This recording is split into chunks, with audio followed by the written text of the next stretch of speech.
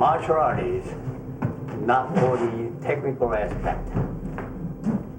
It's combined with mind, body, and spirit. Two different words. Martial, having everything to do with fighting and war. Art, the creative mind of man. If you look at the Chinese word of martial art, they have two words combined. One is saying stop, hold it, and the other one is fighting. If you can use the art to stop aggression, stop violence, stop fighting, you are actually performing the true meaning of the word.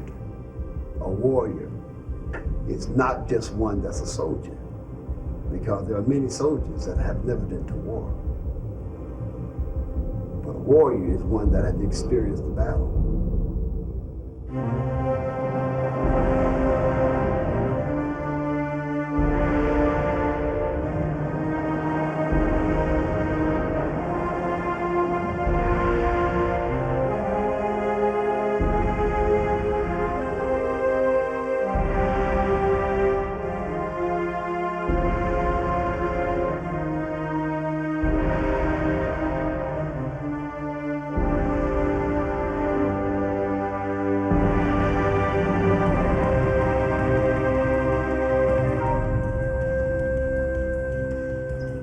Martial arts styles emanate from Kung Fu.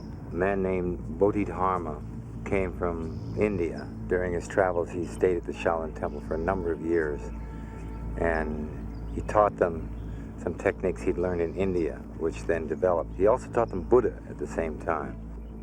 When the martial arts and when Buddhism spread down to the peninsula, to Korea and off to the islands, it was affected by the peculiarities of the cultures that it was introduced into.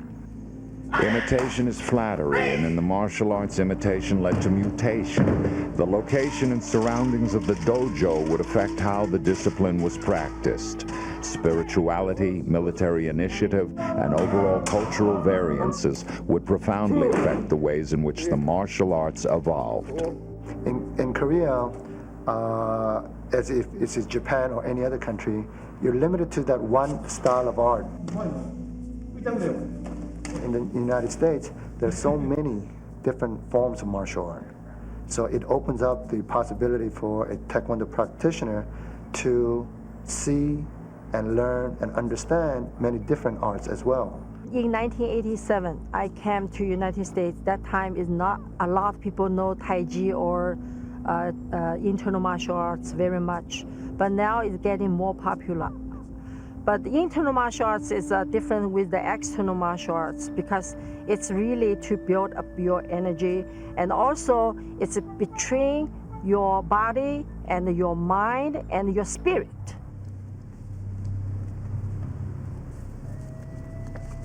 I think here Western people is more sensitive for the Qi feeling.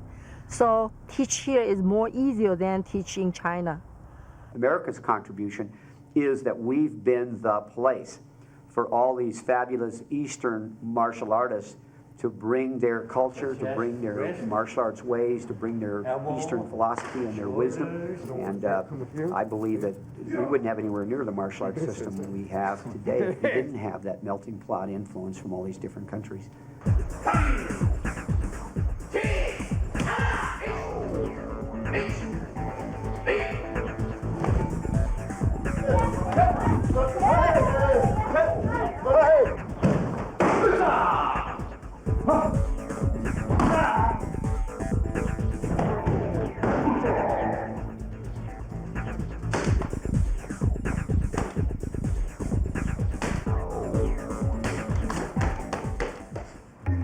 Through all of the changes in the martial arts, one unifying principle has remained intact. The student must endeavor to find harmony between the mind, body, and spirit. In the early 70s, one man's exemplary display of this harmony would forever alter the way in which the martial arts would be practiced and would affirm to the world that the sport of combat had indeed arrived.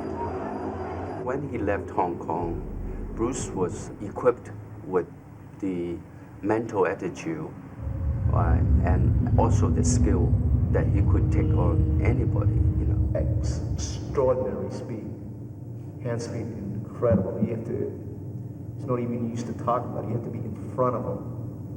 You could look like this and it would already either hit you and he'd be ready out.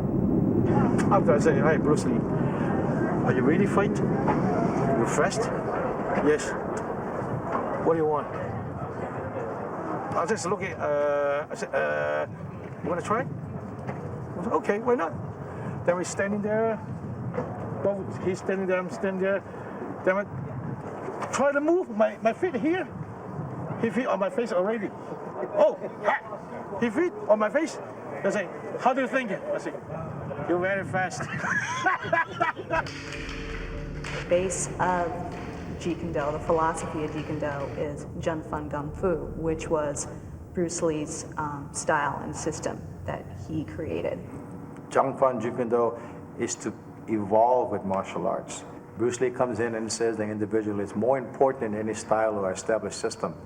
The individual fights for himself and not for the style or for the school. Now it's common knowledge what he said, which was blasphemy back then. Like Earth is round and not flat. You know, it's the same kind of thing. It's that much of a revolutionary idea. He was really initially the first person back in the 60s to really, you know, entertain the concept of cross-training, so to speak. And he showed us all, and he taught us all, that versatility is the key in self-defense. Not just the grappling, or not just the kickboxing, not just the full contact, not the taekwondo. It's making yourself as versatile as one possibly can, and that's what the martial arts is all about. If you sit there and you stay close, say, well, my style and my thing is the only thing, and this is all, this is the best, and this is going to work no matter what, I'm sorry, you're lying to yourselves and to your students. The modern revolution in martial arts has led to increased tension between the practitioners of the time-honored pure forms and those who engage in today's progressive amalgam of styles. Is it art or is it a sport? Does change pay respect or disrespect to all that has preceded it? Some people might look at what I'm doing. I'm taking this ancient, 34 generation old family art and updating it for the 21st century. And they might say, well, he just tackles me, aren't you spoiling it? What was the point of this? Why was it invented in the first place? Technique. If I'm being pushed away, I catch the hands here. I've got to be able to move with just the right timing and pieces here. Locking that leg up. Oh, he's going down. Maybe he's going to grab my ankle. I need to make him come back up. What's it going to take today to live up to the original vision of that original founder back in the 1100s? Ironically, I think to be teaching this martial art in its full, authentic way, I have to update it in order for it to be pure. Nobody can stop martial art change because human in learning martial art in the beginning, they want to fight. So fight is that small. But later on, 1,000 years later, human learning martial arts is not just a fight, they're training. So they start movement, the bigger one. So the circulation is better than before because the goal changed. The concept of many martial arts is to deliver a single lethal blow. By the late 1950s, point fighting tournaments began to test this theory. Combatants would hold back the full power of their strike, and judges would score based on their supposed destructive ability. In 1961 in America, you had point fighting. In the beginning, very little kicking, not a lot, it was mostly hands. And as time went on, you started seeing a lot more kicking and a variety of kicking because each system had different kicks. In the early days, karate matches, they were pretty tough. All you wore was a canvas hand pad and groin protector and a mouthpiece. That was about it. And you hit hard, full power to the body. So in the early days, it was rough and tumble, but it made you good. When we were competing against guys like Joe Louis or Bill Wallace, you got tagged, you got ribs broken. I got my jaw broken, I got my ribs broken twice. You got a reverse punch inside your rib. You didn't have padding, you had knuckle to bone. Back in the days when 65, 68 to 73, you were out there being physical, you were an athlete. Now it's like a game where you dive in like this with your head, and that's the point. They took away the weapons from the warrior. You cannot sweep, you cannot kick to the tutu, you cannot this, you cannot that, you can't do ridge hands, you can't. So the only thing you're doing is back knuckles, reverse punches. Back knuckles, reverse punches. We have so much problem with the insurance and injuries, so people start to get into more weaker. So pretty soon we call it touching game, which one fast touch. Then we lost one blow to kill.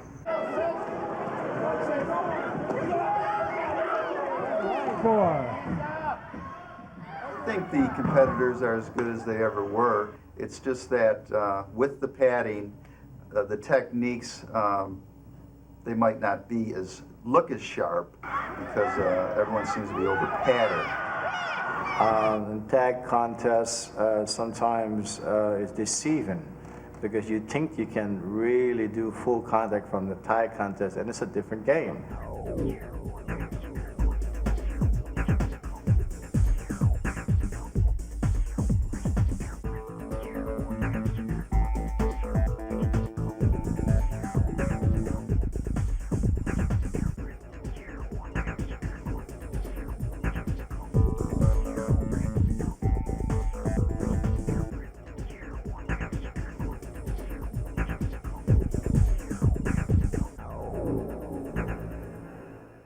You got to be humble. I have heard stories in our class where a lower student wanted to challenge a higher belt and said, I could take you. That's not our way. Everybody understand? Martial art without philosophy is merely street fight.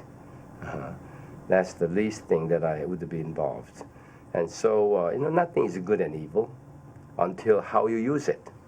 If the money is good, if you use a good purpose, it can be used the wrong purpose. Even love is basically good, but loving next door neighbor's wife is evil. And so we can use martial arts for good purpose. Without the philosophy of martial art, technical doesn't mean a thing. You learn the technique without coordination with your body and spirit. The technique doesn't work. We never change the principles, the philosophies, and discipline, and respect. To me, I think the martial arts has a lot more to offer than just being able to fight, because fighting is just one aspect. For me as a teacher, it's more important to train somebody who becomes a better person than just a better fighter. From here, like this, if you miss your shot, you go straight back into a palm attack. If he's quick enough to get the shot on, you block, he's coming for a second one from here. And then again, you're in kind of range, where you can do damage to the guy and it's hard for him to counter. Earlier this year, my sensei, Robinson Pete Sr., passed away. If not for this man, I would not have been. I remember when as a kid, he goes, let me tell you something, Pete. He goes, you're getting very good. As I'm growing up, he goes, but I pray you don't become a bully. I said, no, Sensei, he's scared I'll shut a bully out of you. He goes, let me tell you something. There are a lot of great fighters out there, just like you, and even better. Ooh, that one hurt, you know what I'm saying? And even better than you. He goes, but here's the deal. If you go out there pushing your weight, you'll meet them. You'll meet the guy who's better than you. He goes, if you go out there and you never push your weight, you never will. The wushu videos that we have are direct from China, the Republic of China. And the performances on those tapes are so awe-inspiring. It's unbelievable. 还要用大锤砸下去，就算砸不碎老痕儿，也会扭伤脖子。哇，孙女士的头功的确了得吧？啊？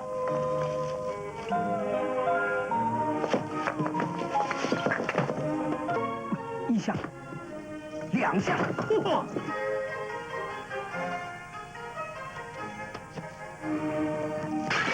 真是，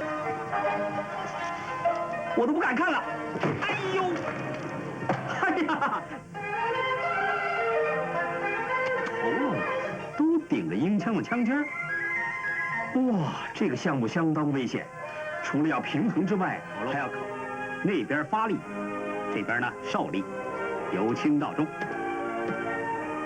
These people grow up with the martial arts. Wushu is their life. If that were to happen here, you'd get arrested for child abuse. In China, harder than the States because in the States, people just like it, then they need to have a job, they have a family, they need to go to school, then they're training, 2 hours, maybe 3 times a week. But in China, a lot of students training 8 hours a day, still on their, still training 8 hours a day. So that's why they're so hard. I remember once we need to put my legs on the wall, just like that, for 4 hours. So 4 hours. Then the teacher is gone. We don't know where is the teacher. But we scared the teacher, any time maybe he come back. So we still keep the leg on the wall for 4 hours. After 4 hours, that's the whole training. Nothing, just one leg put on the wall. After that, we're walking like a dog. Maybe it's couldn't walk. In those days, the masters do not sort of go on hands-on to deal with the students. Usually, the senior student teaching the junior students, and it was never allowed for anyone to ask questions unless you were talked to. You would never talk to your master. When Bob Jones and I ran Zindakai, we would do probably minimum of 45-minute warm-up. I mean, I'm talking hundreds of sit-ups, hundreds of squats, hundreds of push-ups. They were the days when if 10 people dropped out, 20 wanted to join. So then comes the days where there's a school on every street corner. It's not about really what the art used to be. You want to buy a black belt, it costs you $2,000. You want to buy a brown belt, it costs you this. It's about money. You can buy your black belt in the mail. And then you have schools, every 3 months, you're guaranteed a rank. The guy in the office, he don't really want to whoop nobody's butt, but he wants to say, hey, Tony, on the golf course, guess what? I'm a black belt. You know what I'm saying? Hey, that's great. I got a brown one myself. No, Tony, karate, watch yourself. I've had confrontations with a couple of black belts in whatever art they do, and it's kind of useless stuff. They're giving out black belts like, potato chips on the corner. It's the good thing about jiu-jitsu. You have to go for a long time before you even get a blue belt. That's the first belt. I mean, you have to beat everyone in the gym before they give you a belt to get promoted. There's some schools where they kind of hand them out. It's more like going to church. You go to your training, the family's there, the moms are there, and it's beautiful, and it's sifu, and here's your belt, good work. It could be very internal and very, very helpful for their life, but as far as combat goes, I think, there's a lot of black belts that are overrated, yeah. Getting a body shot from a professional fighter, one shot, I don't think there's many black belts that have actually felt that. Just a nice, simple shot. While the tenets of the martial arts have literally been lauded for centuries, detractors question the effectiveness of the training as it relates to the real world. Will the techniques stand up when there are no holds barred? Self-defense like skydiving, okay? Go up in that plane, okay? For damn sure, 1, your instructor better had jumped out of that plane quite a few times, right? 2, know what he's talking about. 3, know how to train you, right? And 4, your parachute better work, okay? Otherwise, right? So why is self-defense any different? It's no different. There's movements, a different series that they learn where it's slapping movements.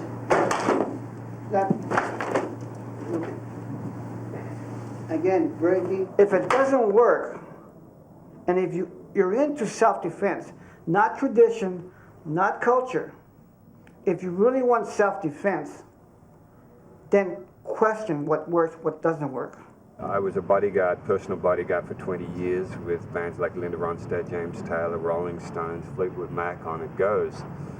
And I realized right at the beginning that my art has to involve a certain practical side to it. And what I realized with a lot of the traditional arts is that a lot of it is theoretical. It has its own purposes within the dojo, But the street and what happens in this environment is a very, very different sort of environment. It's a different scenario. Running is the best self-defense. But at the same time, what are you going to do if your back, is up against that wall and you're cornered and you're trying to talk you out of it, trying to get away, you can't get away. Then what do you got to do? You got to go through that guy. I learned a lot of things the hard way because in my neighborhood I had one big plus and one big minus. The big plus was, whatever you learn, you get to use it. The minus was, whatever you learn, you had to use it. And if it didn't work, you found out very quickly.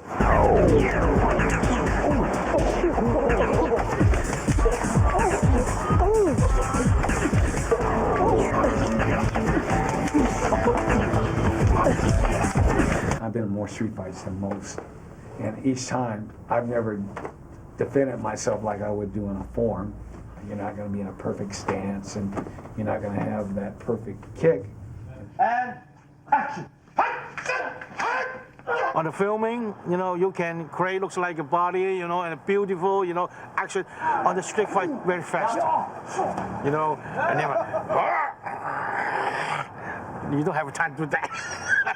I tell my students, if you go out in the street and you're out there and you have to protect your family, side kick or spinning back kick to somebody's solar plexus, it's a waste of time. The first thing I'm going to do is side kick your knees. I'm going to try and break your legs out. And the second thing I'm probably going to do is try to take your eyes out by sticking my fingers in your eye. Problem with self-defense is that merely the name of it, self-defense, almost sounds as though I have to wait for you to punch. I'm going to perform a nice block and then I'm going to counterattack.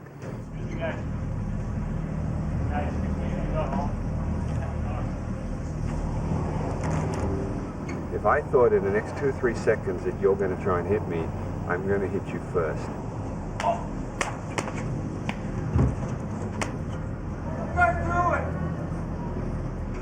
The average person could see how good a lot of these street fighters are. They have 1 or 2 techniques, probably, that they've done all their lives, that have worked for them or not. But they're so damn good at it. And if you get hit by that 1 or 2 wonderful techniques, forget about it. You're not going to block. You're not going to come back. I don't care what anybody said. I've seen it too much. If you got the heart to fight, a lot of times you will win. I know a lot of people are good martial artists, but they don't have the heart.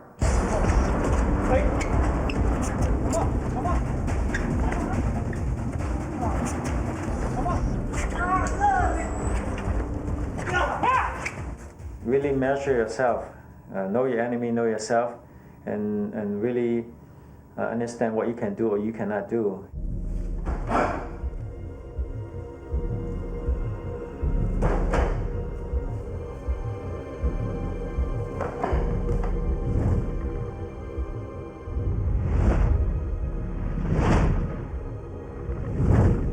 The problem with the application of these techniques is that we often do the theoretical practice of them. We do forms, but we don't actually apply the practice in battle. And when we don't apply the practice in battle, it's all theoretical. So until you actually find combative situations from different angles, things that would, people bringing you to the ground, you're not going to have success. And that takes a lot of time to take it from innate knowledge into practical knowledge.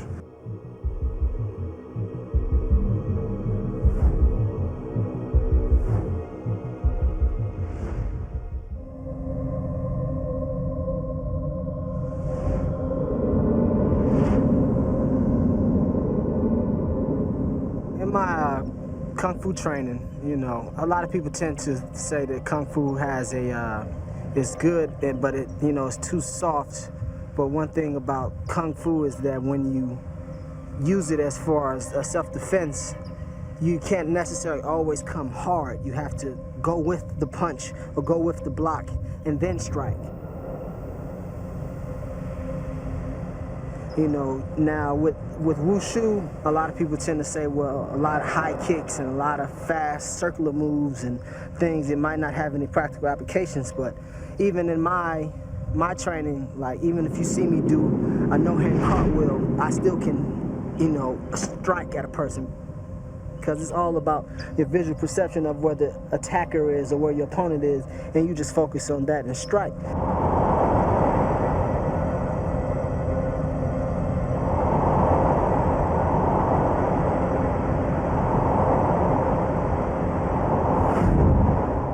all of these are blocks, strikes, you know, punches, grabs, different turns and pulling. So, you know, I've had a lot of pressure on me competing on the national circuit, where they say my wushu has a lot of gymnastics in it. But then if you can use it where you can defend yourself, then it has every application rather than a regular reverse punch or a back kick or a front kick. So a lot of times people have asked me, does it work? And I always say, well, attack. To many, the softer arts such as Aikido may seem non-functional as a self-defense, but when employed by a skilled practitioner, the results can effectively disarm an enemy. Strikes, wrist locks, and chokes complement the idea of using an opponent's own power against himself.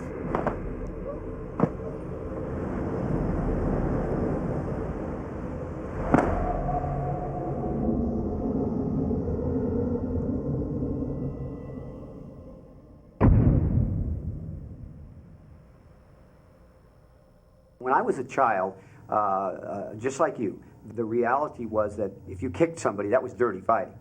As the martial arts influenced, people started to realize that they can do as much or more with their legs than they can their hands. The kicking has changed its total image from dirty fighting to appropriate fighting. As expected, with the diversity of styles in martial arts comes a myriad of opinions as to exactly whose kick prevails in ferocity and effectiveness.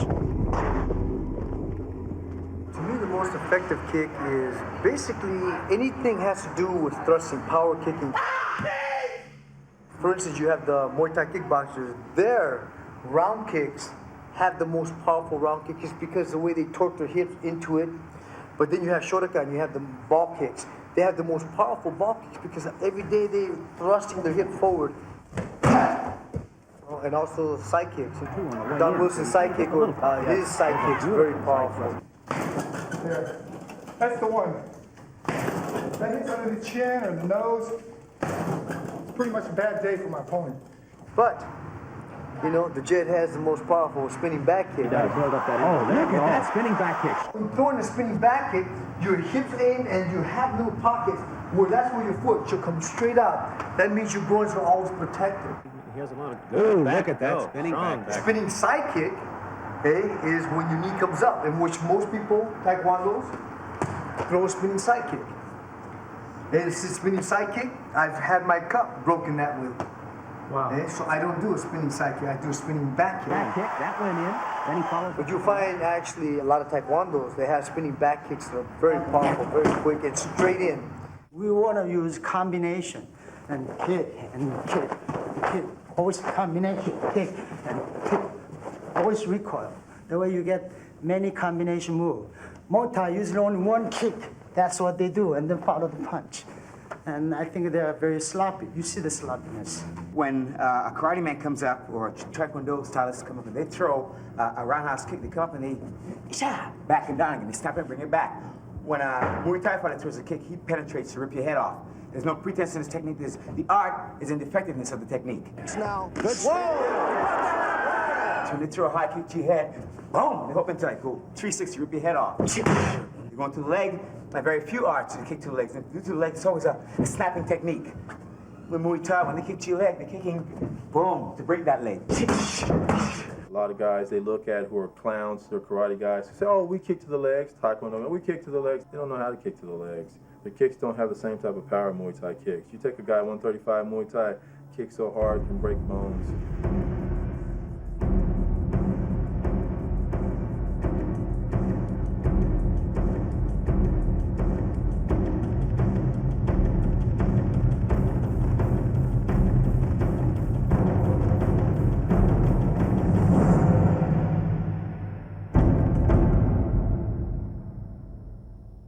Kickboxing and the boxing brought reality to the martial arts. In 1967, Black Belt Magazine did a test. They had a pad and they measured the impact of a hit.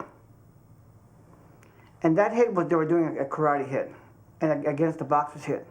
No comparison. The boxer's hit was way above the karate hit. But you know what? They're still punching that way. They're still training that way. because that's the way they're taught, and that's tradition, and that's culture. Force equals mass times acceleration. So the first year and a half I spent in the ring with the boxers, and I'd already won the Southeast U.S. title. I had won 3 U.S. titles, and I proceeded to get my head bashed for a year and a half by the boxers that I trained with. In analyzing exactly why that happened, we realized that the boxers really use a lot of mass when they punch. We in the martial arts learned how to get good acceleration when we punched, but we didn't really put our body mass behind it. The point fighting system, which had been governing most arenas of competition, was in the early 70s deemed old-fashioned. No longer was a mere point on a scoreboard a satisfactory reward for the modern warriors. Their mental prowess and physical conditioning had reached an apex, and so the logical step forward to full contact fighting was initiated. Well, Bill's the pioneer. I mean, he's the one that paved the way. He could do with his left leg just amazing feats. And Ecolas and his corner did not appreciate it. Bill's kicks were clocked higher than 70, more like 100 miles an hour. Speed is maybe third or fourth. Timing and distancing are the most important things. You know, there's a lot of guys that were fast. A lot of guys that are just as fast as I am. But one thing that I think I did have when I was fighting, I have really good superb distance and timing. That did not land on his face. It was a good-looking kick. You see the crowd loves those kicks. Work. That's right. Did that land? No, that was a good-looking kick. The crowd loves it. Oh, that one did land. That Wallace kick did land. You know, I really enjoy kicking people in the head. It makes me feel really good. And the more I kick them, the better I feel. Yeah, about it. Didn't hurt. So round 5 is... You know, in my whole career, I had 5 weapons. The side kick, the roundhouse kick, and the hook kick, the jab, and the left hook. That's all. Because my right leg was bad, I'd have to face left side forward to protect the knee. The side, the round hook kick look exactly the same, till I straightened it out. So you got, what, that far to react to decide what kick I'm throwing. Up until now, thank God, you've decided to block the wrong technique. Besides, I kind of help you by making you react to movements also. The jab and the hook, because I'm sideways, I don't give you a target to counter. Now continues, and Ecolas. Second round, Wallace scoring with a straight left hand. And Ecolas is down for the second time in this round. For a martial artist to become a professional athlete or a kickboxer, you know, it takes mainly, I'd say 70–80% of it is just dedication. Guy intended to go anywhere in the world, fight on anybody's rules, even though he knew the judges were against him and he didn't have a chance unless he really hurt the guy. Spot him 10 and 15 and 20 pounds. He'd climb in the ring with a fever. He'd climb in the ring with 2 broken hands. Nothing ever stopped him. If I was fighting myself, it would be a difficult fight to train for because the ambidextrous, the side stance is awkward. Most guys don't fight in the side stance. I think one of the big questions... You know, I've got a lot of ring experience.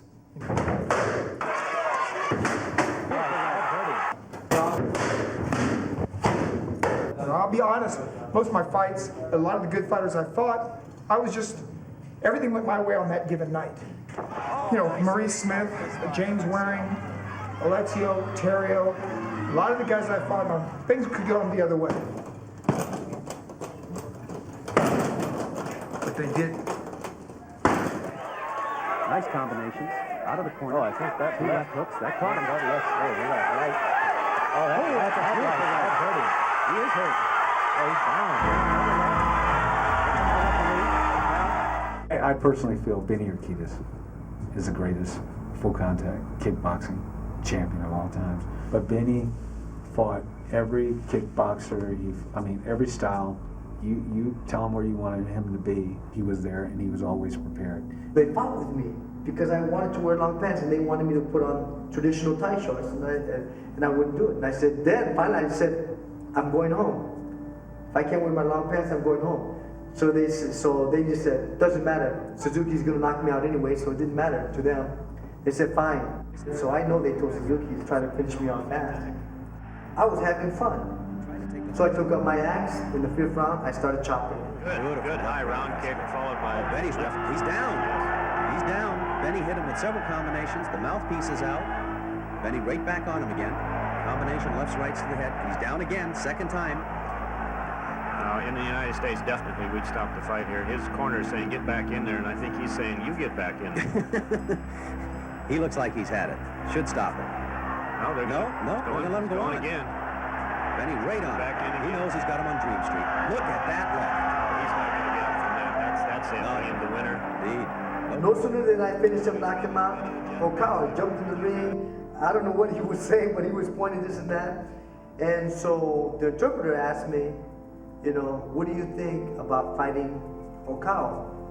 And I said, what's the difference?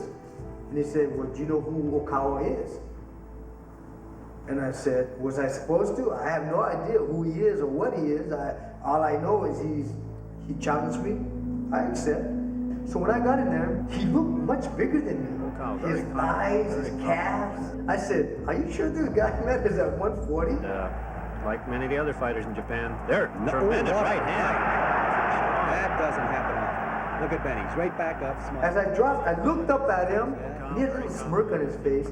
And I looked down at my brother. My brother goes, I jumped up. I said, now we're going to fight. And this guy threw me across the ring. Every blow he hits, I can feel it. He is very strong. So my brother said, so what are you going to do? And I said, I'm going to have fun. The round came. My brother said, take off the axe, start chopping. Then when I came back, I told my brother, his chin is weak. He said, then zero in on him. Kides has given notice to the world that he'll fight anywhere in the world. That's the only way you're ever going to establish real world champions in professional karate. He's the first one. He'll go anywhere. Nice combinations there. Oh, now Benny's getting serious. He's felt it now. Listen to that crowd going crazy. Look at Benny throw those combinations. Lefts, rights, all to the head. He's got a taste of it now. He's on it. I can't count the punches and kicks that are coming in. Look at those combinations. Sugar Ray Leonard trying to come back. Sugar Ray Leonard with feet. Look at him go. Beautiful. Okawa wants to hang on. Kides says no. He says it's time, baby. It's time. Thrust kick. Oh, look at that right. I jumped on him and I didn't stop. All the way up until I knew that he couldn't stand no more. I'm a good finisher, but I'm not the kind of person that would do it to try to hurt somebody. In the early 1990s, 1993 as a matter of fact, Mr. Ishii put together a tournament format called the K1, which features the best heavyweight stand-up fighters fighting with gloves and with knees, no elbows, in tournament fashion, which is turned into pretty much the creme de la creme, the Cadillac, the Coupe de Ville of stand-up fighting known around the world. With the average fighter weighing 230 pounds, the power of K1 is tremendous.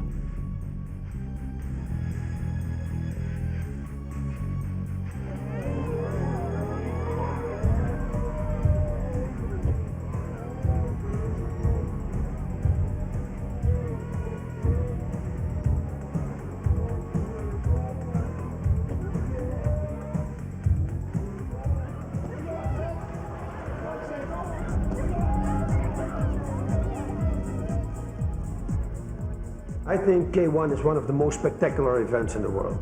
It's more spectacular than UFC, and more spectacular than everything. 80–85% of all the matches at the K1 is finished by the way of KO.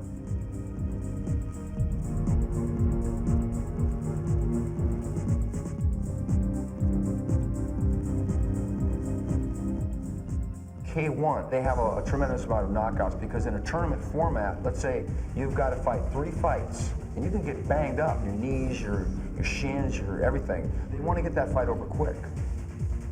So they'll go out and rather than dance around, stick and move and work some strategy, they'll go out and try to figure the guy's chink in his armor really quick and knock him out.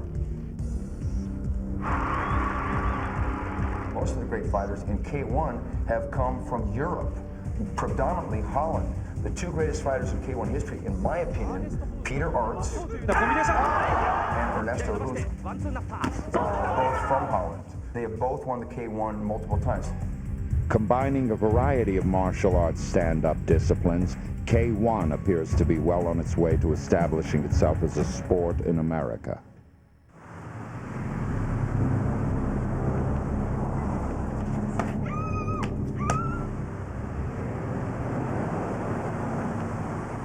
I really, really do feel every woman should know some sort of self-defense. Because the situation, the society is so dangerous, and just by knowing a little bit, sometimes that can save your life. Self-defense is probably one of the easiest things a woman can learn.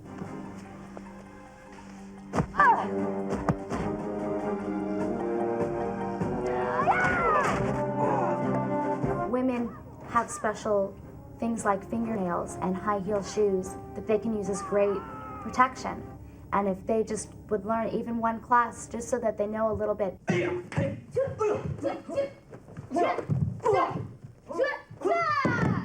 And even their keys on the way to the car. It's great protection for a woman that they always have on them. And I think every woman needs to learn a little bit just in case they're in that situation. Because when it happens, the guy's trying to get her on the ground. He's physically stronger than her, but if there's no weapon, which in 80% of the rapes, there's usually no weapon, it's just verbal threats. She needs to be on the ground, using her legs, her lower body strength against his upper body, which is a good trade. Standing up, getting hit. She did Taekwondo where she's thinking she's going to punch and kick with that guy, and she was wrong. Because what criminals do, they get control, and they get control fast, and they get control by hurting you. You see, they don't do wrist grabs and lapel grabs. They get control fast. Because if they're trying to grab your wrist, you're going to start resisting, you're going to start attracting attention. They got to get control fast, so they got to hurt you fast, get you on the ground, boom, now the shock's in, they've already controlled you or you're unconscious, now they can do what they want to do. It doesn't matter how much self-defense any woman knows. She is always going to have a hard time against the average man, the average size guy. For the record, the average rapist is 145 to 165 pounds. He's not a huge, powerful man. One of the things I'm so thankful that my father did with me growing up is he always pushed me to train with men, because you need to feel a man's energy. Don't really agitate your corner right now, just kind of simulate it. Woman's being attacked, she has one choice to make. Who's going to the hospital and who's going home? If you're ever near his ear, you're gonna take here and rip the sucker off, twist, like rip it off, okay? If you're by his neck, you're gonna take a bite out of him, right? Your hands by his face, you're gonna put your eyes, your finger down and take it out, right? And say, if you can do that, then I can begin to teach you how to fight seriously. I teach weapons at a very early stage because I know a lot of dead people. Some of them are 5th-degree black belts. But I've been told that something like 85% of the homicides are done with a stabbing, cutting type instrument. My philosophy is this: if the guy has a knife, I have a gun. If he has a knife and I don't have a gun, I'll throw a chair, whatever I can throw and get out of there. Because now that I'm older, I've seen what can happen with one knife, and you can die real quick. And I've always been asked, so what would you do if a guy brought a knife at you? It happened to me before, and I defended myself. Successfully. Now, you can say, well, maybe that guy wasn't so hot with the knife. We could say that, right? What would you do if a guy brought a gun to you? It depends on the situation. If you think, well, you look around, this guy really don't kill nobody, he wants a couple of dollars, maybe yeah, there you go. If he's gonna really shoot you, just turn, back 1, 2, 3, and then turn it and go for it. I honestly believe that, you know, within the proximity of this and this, that it's absolutely possible to take care of a gun. If you're in a distance where I cannot touch it, sure, what do you want? Give you anything you want. The moment you're in range of me, I take you out.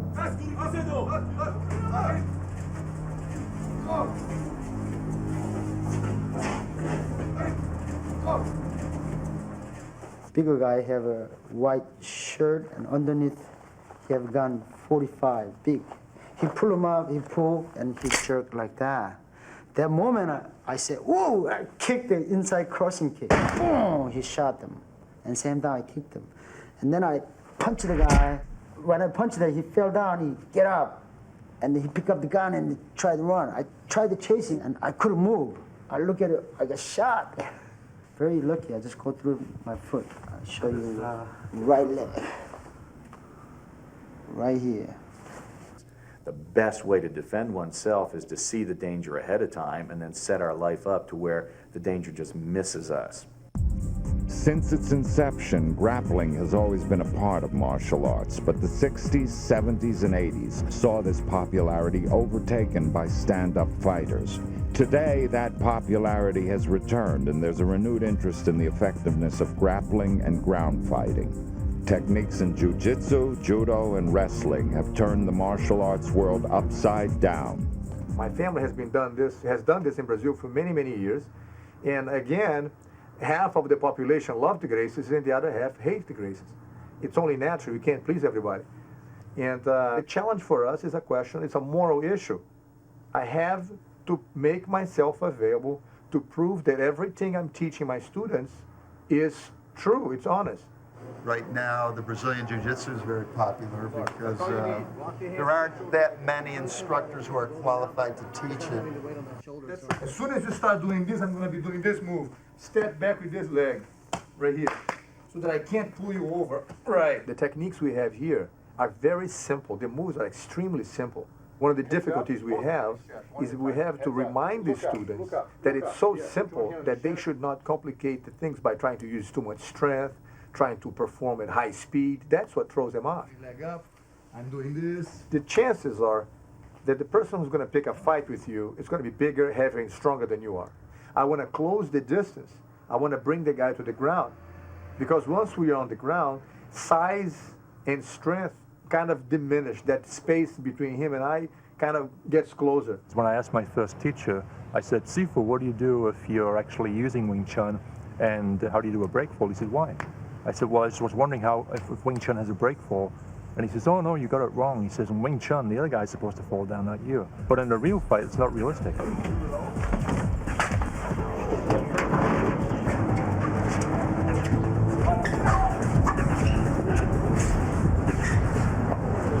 And I think whatever you can bring to the table is good. I've studied some of the Chin, a little bit of jiu-jitsu, but I wouldn't call myself a grappler. But the thing is, it's always good to know what people can do to you, and that gives you the ability to counter it. The general perception is each martial art is good on their own thing. You can't compete against one another because the rules are different. And I said, wait a minute, what rules? What rules on the street?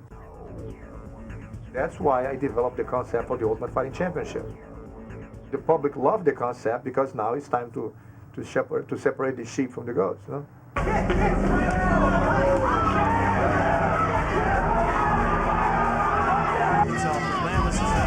Taking some hard shots at him.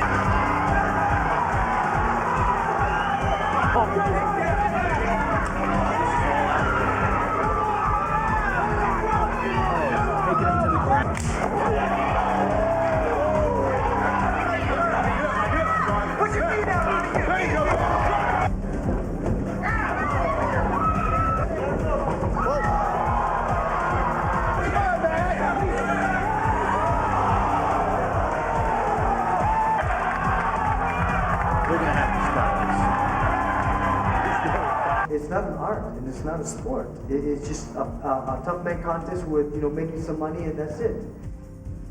It's a good test for martial artists. I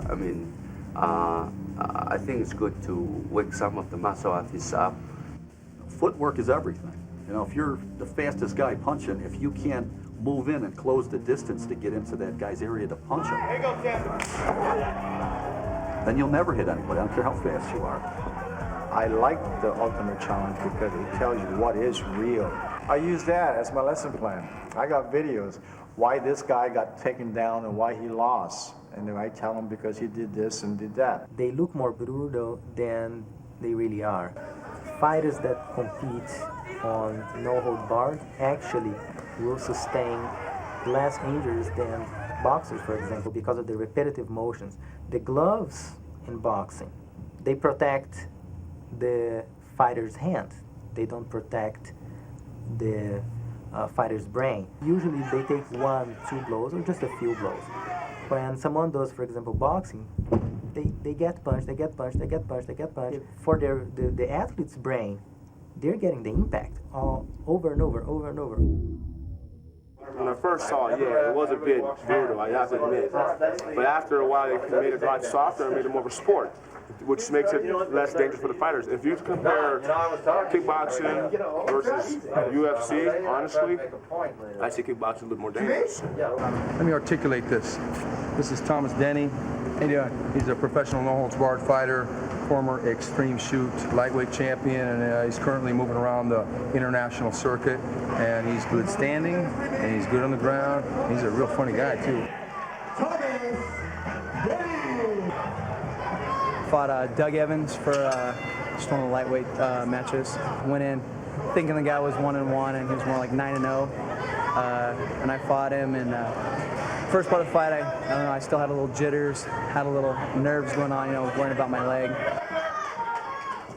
Before you really get into a fight, you want to, analyze your opponent, see what kind of opponent it is. If he's a striker, obviously you're going to go and take him down, work him on the ground. If he's good on the ground, stand up. Just analyze each opponent and take it for what it is. I love standing. I love standing, but the problem is everyone knows I love standing. So as soon as I get in, the first thing they do is they rush me and try to take me down. They don't ever want to stand with me. So I'm still waiting for that perfect opponent to get in, and let's just bang. Let's just go.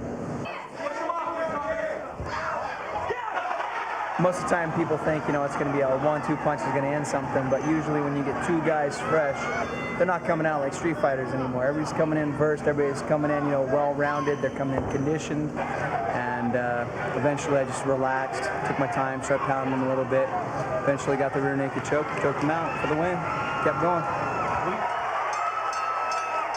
We go out there, we have a good time, take it as a sport, and whoever wins, wins, and we go and party again afterwards. My name is Bas Rutten. I was born in Holland. I've been fighting for a while now. I've started when I was 21, pretty late, with Thai boxing, karate, taekwondo. From that I moved on till this type of fighting, and that I started doing professionally at the age of 28. It's in 93. September 1st, 1993. I never forget it.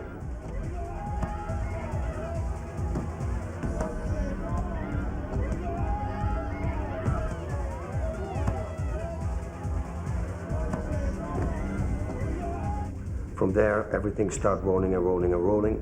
I became the world champion in Japan, pancrase. I defended my title 2 more times. Then I resigned my title. I moved to America. I came into America, and I thought it was time for me to enter the UFC, the Ultimate Fighting Championship. Now I'm the world heavyweight champion, and I hope to retire now too and do something in the movies. I think the new martial artist needs to know everything.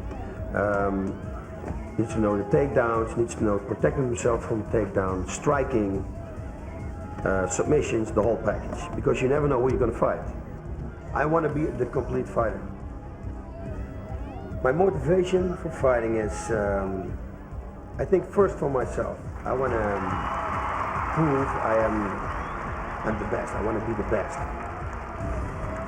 How the fight game has changed. You're a more educated fighter, more technical fighter, physically stronger, endurance isn't a problem, and you put all these factors together and you come up with a new modern age fighter. I'm part of it. I'm part of the new breed of fighter, and not one art by itself is going to stand alone. Life is martial arts. Everything we do is a form of martial arts. It's a strategy, it's a movement, it's a becoming aware of things, it's all of that. You want to learn about conflict and violence, study the martial arts because it brings it up. That's what it's supposed to do. So lay it out in front of you and you can begin to see what's behind this. In the future, people still want to everybody want to good healthy, their family healthy. So martial art is a very good way to learn because they have a different age, they have different styles. Children's style, the old man styles. Also martial arts, we don't need, like the other sports, we want to swim, we need a swimming pool. We want to golf, we need a golf, big log to play the golf. The martial art is you have hands, you can training. If I cannot move, I can still use my heart, learn something internal training martial arts. What will a student derive from studying the martial arts? The answers could be as numerous and varied as the myriad facets of the discipline itself. Some will walk away with more focused brain power, some simply with a stronger body. To search for the one perfect discipline is an exercise in futility. Yet the journey of self-discovery that accompanies every student of martial arts will provide enough exercise for the mind, body, and spirit for a lifetime.